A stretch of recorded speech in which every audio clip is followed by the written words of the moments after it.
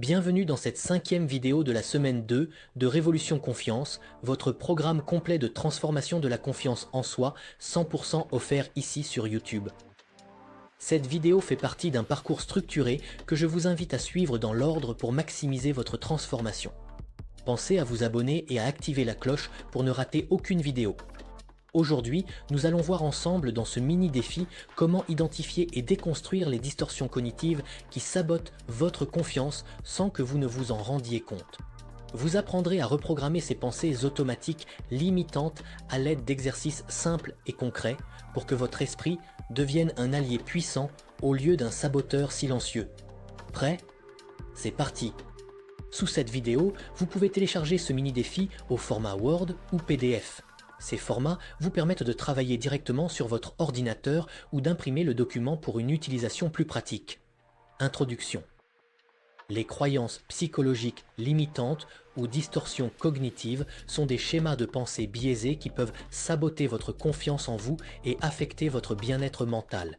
Pour commencer à les transformer, il est essentiel de les identifier, de les remettre en question, puis de les remplacer par des croyances plus constructives. Ce mini-défi vous guidera pas à travers les distorsions cognitives les plus courantes, accompagné d'exemples concrets et d'exercices pratiques pour vous aider à déconstruire ces schémas et renforcer votre confiance. Distorsion cognitive, croyances limitantes. Surgénéralisation. Définition. Tirer une conclusion générale à partir d'un seul événement ou d'un petit nombre de situations. Exemple de Sarah. Après avoir échoué à diriger un projet, elle pensait être nulle en leadership. Mini-défi. Pensez à une situation où vous avez tiré une conclusion générale. Posez-vous cette question.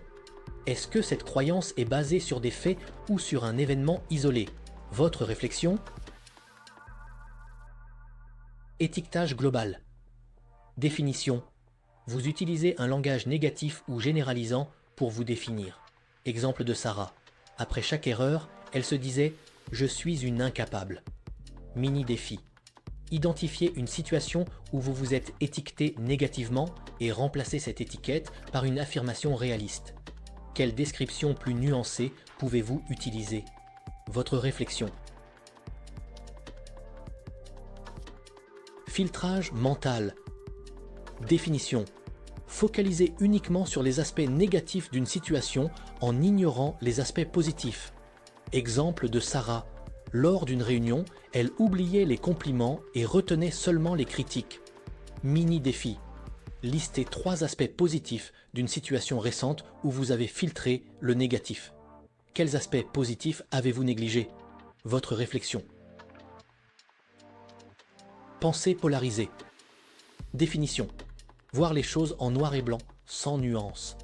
Exemple de Sarah. Si elle ne réussissait pas parfaitement, elle pensait être totalement incompétente. Mini-défi. Ajoutez des nuances à une situation où vous avez pensé de manière polarisée. Quels aspects intermédiaires ou nuancés pouvez-vous identifier? Votre réflexion. Catastrophisme. Définition. Imaginez le pire scénario possible, même s'il est improbable. Exemple de Sarah, avant une présentation, elle se disait qu'elle allait complètement échouer et perdre toute crédibilité. Mini-défi. Réfléchissez à une situation où vous avez imaginé le pire. Listez des issues réalistes. Quelle est l'issue la plus probable, basée sur des faits? Votre réflexion. Auto-accusation. Définition. Vous vous blâmez pour des situations même quand ce n'est pas de votre faute. Exemple de Sarah. Elle s'accusait de l'échec d'un projet, bien que d'autres facteurs aient joué un rôle. Mini-défi. Identifiez les responsabilités réelles et celles qui appartiennent aux autres. Quelles sont vos responsabilités réelles? Quels sont les facteurs extérieurs? Votre réflexion. Personnalisation. Définition. Pensez que tout ce qui se passe autour de vous est lié à vous. Exemple de Sarah. Quand un collègue était de mauvaise humeur, elle supposait que c'était de sa faute. Mini-défi. Reconsidérez une situation où vous avez pris quelque chose personnellement. Quelles autres explications peuvent exister pour cet événement? Votre réflexion. Lecture de pensée. Définition. Supposez que vous savez ce que les autres pensent sans preuve. Exemple de Sarah. Elle croyait que ses collègues la jugeaient négativement sans preuve objective. Mini défi. Cherchez des preuves objectives qui soutiennent ou réfutent vos suppositions. Quelles preuves avez-vous pour confirmer ou infirmer cette pensée? Votre réflexion. Fallacie de contrôle. Définition. Croire que vous avez un contrôle total sur tout ou que vous n'avez aucun contrôle. Exemple de Sarah. Elle pensait que tout reposait sur elle ou qu'elle n'avait aucun pouvoir. Mini défi. Identifiez les éléments que vous pouvez réellement contrôler dans une situation récente. Quels aspects de cette situation pouvez-vous influencer? Votre réflexion. Raisonnement émotionnel. Définition. Croire que vos émotions reflètent la réalité. Exemple de Sarah. Si elle se sentait incompétente, elle en déduisait qu'elle l'était réellement. Mini défi. Cherchez des faits objectifs qui contredisent vos émotions. Quels faits contredisent ce sentiment? Votre réflexion. Pratique régulière pour un changement durable. En pratiquant ces mini-défis et en répondant aux questions réflexives, vous commencerez à affaiblir l'impact de vos distorsions cognitives.